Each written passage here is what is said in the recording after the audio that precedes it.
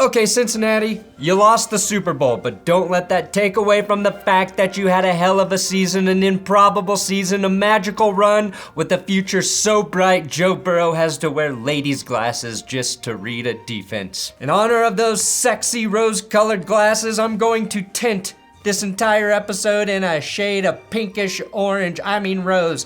Bengals fans, for the first time ever, you can view the football world through that lens, especially this guy, who has the craziest amalgamation of fan gear and facial hair I have ever seen. Congrats, Cincy, you got the coolest quarterback on earth. Is the MVP of MVP. Tiger King Joe Shiesty Exotic to help your team continue to claw and rip the faces off of the AFC North. The Browns and Steelers will be your playthings for the foreseeable future, and the only thing stopping you right now is an offensive line that won almost none of its pass blocking sets in the Super Bowl. That sounds really bad, but I think you can improve your line. Subscribe to this YouTube channel, That's Good Sports, if you want more football videos. Your run to the Super Bowl wasn't just improbable, it was completely shocking. In 2019 and 2020, the Bengals won a combined 6 games under head coach Zac Taylor. People were calling for the firing of Zac Taylor.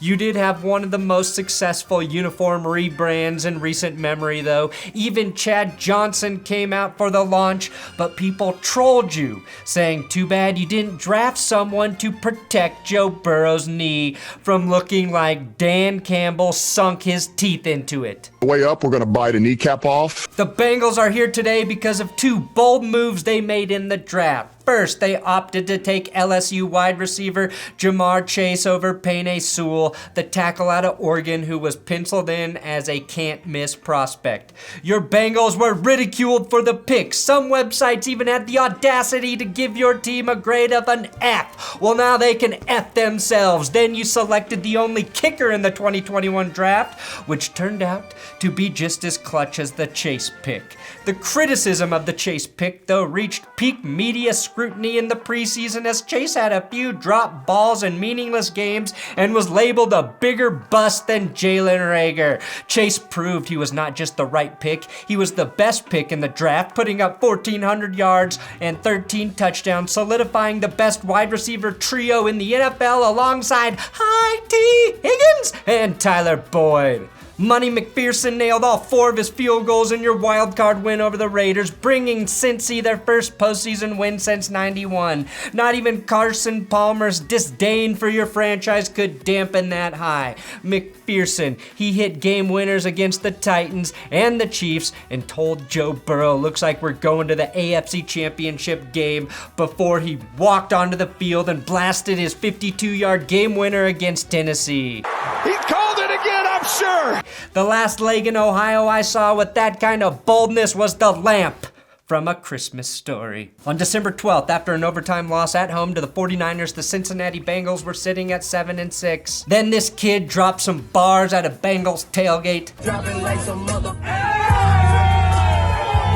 Bengals went on to win 6 of their next 7 games, including a meaningless Week 18 loss to the Browns. In that run, the Bengals beat the Chiefs twice, both times on last-second field goals after going down by 14 points in the first half. The first win against Kansas City was the turning point for the Bengals. Chase put up a rookie record 266 yards and 3 TDs against KC in that first meeting and won Offensive Rookie of the Year after breaking Justin Jefferson's rookie receiving record. Justin Jefferson, of course, brought the gritty to the NFL. Well, Chase, it's your time to create the kitty.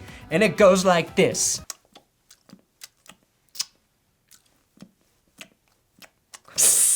The biggest sign that their fortunes were changing, though, came when the Bengals swept their 2 biggest rivals, the Baltimore Ravens and the Pittsburgh Steelers, by a combined margin of 89 points, absolutely destroying them. And Burrow, of course, put up 525 passing yards against the Ravens, a bunch of which were when the game was already won, just to rub it in John Harbaugh and Wink Martindale's face for saying Burrow isn't a Hall of Famer.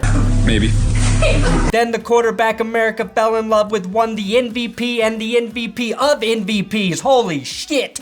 Joe Burrow was the Titans' punching bag in the divisional round. 9 sacks didn't matter because Tannehill's first and last throws were picked by that Bengals D. Mahomes got the ball first in overtime in the championship game. It didn't matter as it took Von Bell all of 13 seconds to pick him so Cincy could seal the win. Trey Hendrickson, Sam Mother Hubbard might be the best, most underrated pass rush duo in the NFL. Hendrickson had 11 straight games with at least a half sack this season. And your number one priority this offseason should be re-signing